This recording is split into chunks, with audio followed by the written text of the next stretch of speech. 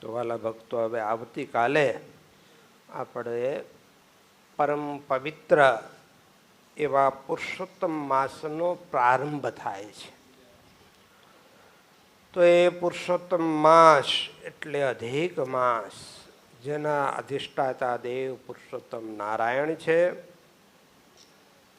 આ માસની અંદર જે કાંઈ જપ, વ્રત, તપ, યોગ, યજ્ઞ આદિ જે કાંઈ પણ સાધનો કરવામાં આવે એનું એકનું અનેક ગણું ફળ મળતું હોય છે. એના ઘણા બધા વ્રતના વિધાનો પણ છે. ભૂમિ ઉપર શયન કરવું, બ્રહ્મચર્યનું પાલન કરવું, જેણે આખો માસ વ્રત કરવું હોય એણે, તો આવા બધા નિયમો છે. પણ અને ઘણા એકટાણા કરે, ઘણા એક ઉપવાસ કરે, તો આવા બધા નિયમો હોય છે.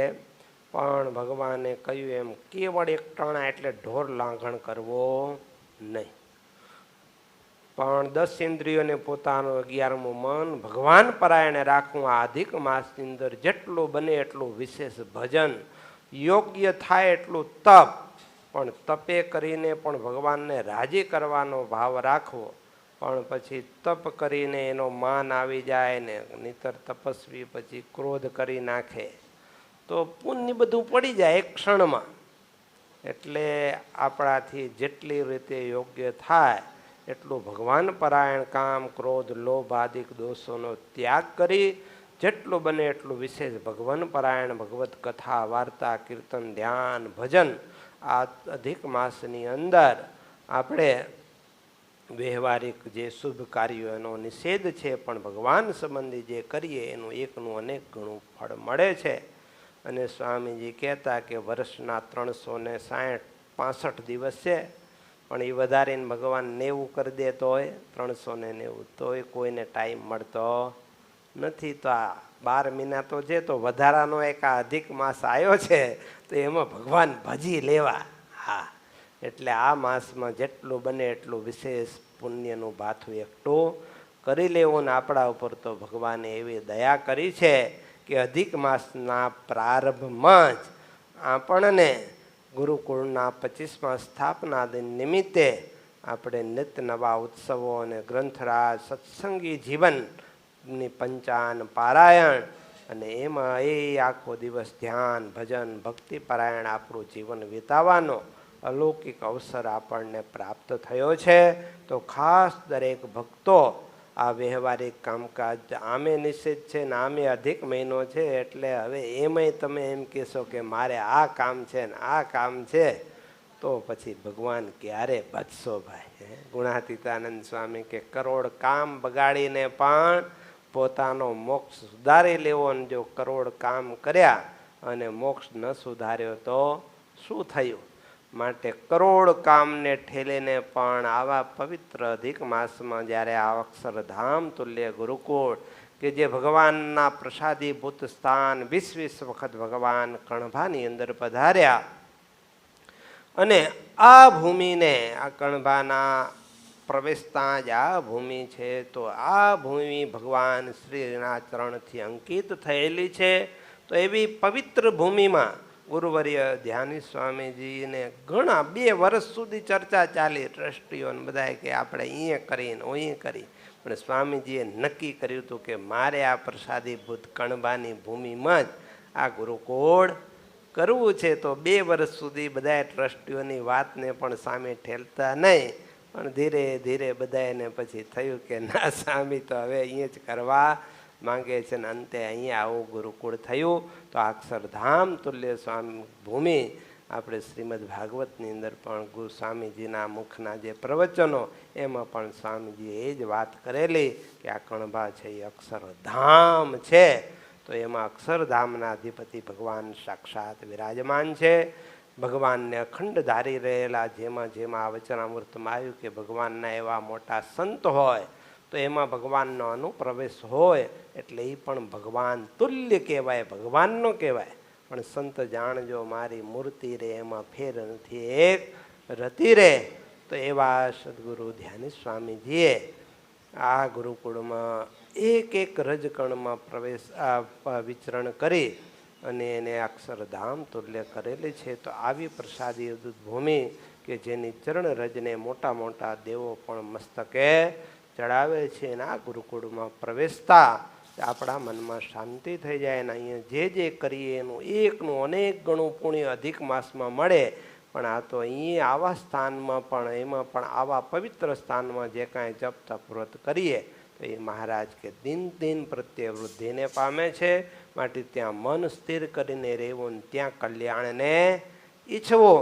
તો માટે દરેક ભક્તોને બધા જ સંતોએ આમંત્રણ પણ આપ્યું છે. આમંત્રણ આપવાનું હોય જ નહીં. આ તમારા ઘરનું પ્રસંગ છે, આ તમારું ઘર છે. પ્રેમથી બધાએ પધારજો. અને આ અધિક માસના વિશેષ ઉત્સવો, કથા વાર્તાનો પણ સાથે સાથે લાભ મળશે. અને આ રીતે 6 દિવસ સુધી આપણે આ ઉત્સવો ઉજવીશું. અને કથા દરમિયાન આવતા ઉત્સવો પણ ખૂબ ધામધૂમથી ઉજવાશે. અને આવું દિવ્ય લાભ મળશે. તો ખાસ બધા જ ભક્તો હજી પણ જેણે ટિકિટો બુક ન કરાવી અને આળસ રાખી હોય ને કે ફરવા જવો છે, અરે આખી જિંદગી ફર્યા જ છીએ, તો આનાથી ઉત્તમ સ્થાન ફરવાનું કયું?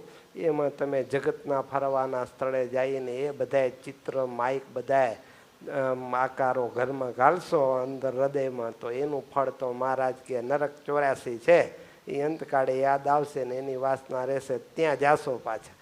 એના કરતાં આવા ભગવાન સંબંધી કાર્ય તો એક બધું દિવ્ય છે. તો આવો જ્યારે વેકેશનનો સમય છે તો એ બધા એમાં બધું જ આગળ પાછળ કરી અને અવશ્ય આ દિવ્ય લાભ દરેક ભક્તો લે એવી અમારી નમ્ર અપીલ છે. અગાઉ પણ કહ્યું તો એમાં મારા જીવના સાચા સગા જાણી અને બધા એને હૈયાના હેતપૂર્વક આ દિવ્ય આમંત્રણ આપીએ છીએ. તો બધા જ ભક્તો ખાસ લાભ લેજો. અને ત્યાર પછી પણ આખો અધિક માસ નિત્ય નવીન ઉત્સવ ઉજવાશે. બધાએ ભજન ભક્તિ પારાયણ જીવન વિતાવવું. તો એવી રીતે આપણા બધા હરિભક્તો પણ જે તે ગામમાં જ્યાં જ્યાં હોલ છે, મંડળો છે, તો ત્યાં પણ આ અધિક માસમાં ધ્યાન ભજન ઉત્સવ સમયા કથા વાર્તા કરે છે. અને અહીંયા પણ આપણે કણભા ગુરુકુળ કે આણંદ આપણું સ્મૃતિ મંદિર, રોકડિયા હનુમાનજી મંદિર કે સુરત રુસ્તમબાગ, તો ત્યાં પણ આવી રીતે અધિક માસના ઉત્સવો ઉજવાશે. તો એ રીતે બધાએ આમાં તન મન ધનથી જોડાઈ અને આ ઉત્સવો અને કથા વાર્તાનો લાભ લેવો. અને સૌએ પોતપોતાની શક્તિ પ્રમાણે આ પવિત્ર અધિક માસ પુરુષોત્તમ માસમાં અધિક પુણ્ય કમાવવા માટે જપ તપ વ્રત આદિક સાધનો પણ ભગવત પ્રસન્નતાના જેટલા બને એટલા વિશેષ કરવા. વિશેષમાં ભક્તો આપણને અહીંયા 6 દિવસ સુધી બીજ મંત્રના યજ્ઞ અને ભગવાનના યજ્ઞ દ્વારા આરાધન કરવાનો, જલાભિષેકનો. આમાં કોઈ યજમાન આપણે રાખ્યા જ નથી યજ્ઞના. બધા જ હરિભક્તો વારાફરતી થોડી થોડી વાર આ યજ્ઞમાં આહુતિઓ પણ આપી શકશે અને જલાભિષેકનો પણ લાભ લઈ શકશે. તો એવો દિવ્ય લાભ દરેક ભક્તોને પ્રાપ્ત થશે. તો ખાસ બધા જ ભક્તો ફરીથી પણ પુનઃ આવા પવિત્ર અધિક માસની અંદર અધિક પુણ્ય કમાવા, ભગવાન સંતોને રાજી કરવા, પોતાના ઘરનો ઉત્સવ જાણી અને અવશ્ય આ ઉત્સવમાં પધારજો. તો આવતીકાલે સવારે 6:30 વાગે બરાબર સર્વમંગલ નામાવલી દ્વારા ભગવાનનું પૂજન થશે. પુરુષોને અહીં જ કરાવવામાં આવશે સંતો દ્વારા, અને સહજાનંદ સભા મંડપમાં ડોમમાં બહેનોને પવિત્ર ભૂદેવ દ્વારા પૂજન કરાવવામાં આવશે. એ રીતે સવારમાં 6:30 થી 7:30 સર્વમંગલ નામાવલીથી ભગવાનના પૂજનનો લાભ મળશે. ત્યારબાદ અધિક માસની પણ વિશેષ કથાનો પ્રારંભ થશે. એ નિમિત્તે પોથી વક્તાનું પૂજન બરાબર 7:30 વાગે થશે. અને થોડી વાર એ કથા વાર્તા આપણે કરીશું. અને ત્યારબાદ આપણે 9 વાગે આપણે જે જલાભિષેક અને જે બીજ મંત્ર યજ્ઞનો એનો પ્રારંભ, એ નિમિત્તે સંતો, યજમાનો અને આગેવાન હરિભક્તો ત્યાં યજ્ઞનો પ્રારંભ કરવા પધારશે. 9 થી 10 આપણે એ યજ્ઞના પ્રારંભનું પૂજન આદિ થશે. અને 10 વાગ્યા પછી આપણે સેવકોની એક મિટિંગ કરીશું. તો એમાં દરેકને આમ તો સેવાઓ બધાએ પોતપોતાની રીતે કરે જ છે. સ્વામીજીએ ઓલી કીધું ને કે જ્યારથી સૃષ્ટિની રચના કરી ત્યારથી કડ ચડાવ મૂકી છે. તો ભાગવતજીની કથામાં પણ બધાએ સેવકોએ સ્વયંભૂ પોતપોતાની સેવામાં જોડાઈ જ ગયા હતા. છતાં પણ વ્યવસ્થાના ભાગરૂપે આવતીકાલે 10 વાગે આપણે સ્વયંસેવકોની મિટિંગ પણ કરીશું અને એ રીતે એ સવારનો બપોર સુધી એ કાર્યક્રમ ચાલશે. ત્યારબાદ સાંજે 4:30 વાગે આ ગુરુકુળમાં પ્રથમવાર ઘનશ્યામ મહારાજનું રાજોપચાર પૂજન પણ 2 કલાક સુધી 4:30 થી 6:30 આપણે કરીશું. તો એનો પણ દિવ્ય લાભ મળશે. તો એ દિવ્યતાથી આપણે હવે ત્યાંથી ભગવાનનું રાજોપચાર પૂજનનો પણ કાર્યક્રમ છે અને ત્યારબાદ 6:30 વાગે પોથીયાત્રા અહીંયા આખા ગુરુકુળના પટાંગણમાં ખૂબ દિવ્ય રીતે ભવ્યતા રીતે નીકળશે. તો એ રીતે પોથીયાત્રા અને ત્યારબાદ સભા મંડપમાં પોથી પધરાવી ત્યાં સંતોના આશીર્વાદ આદિ પ્રાપ્ત થશે. તો એ પ્રમાણે આપણો કાર્યક્રમ છે. એની વિગતવાર કાર્યક્રમ પણ મોકલેલ છે. પત્રિકા પણ વોટ્સએપ દ્વારા બધાને પહોંચી ગયેલ છે. તો એ પ્રમાણે ખાસ બધા જ ભક્તો આ લાભ લેજો. સહજાનંદ સ્વામી મહારાજની જય.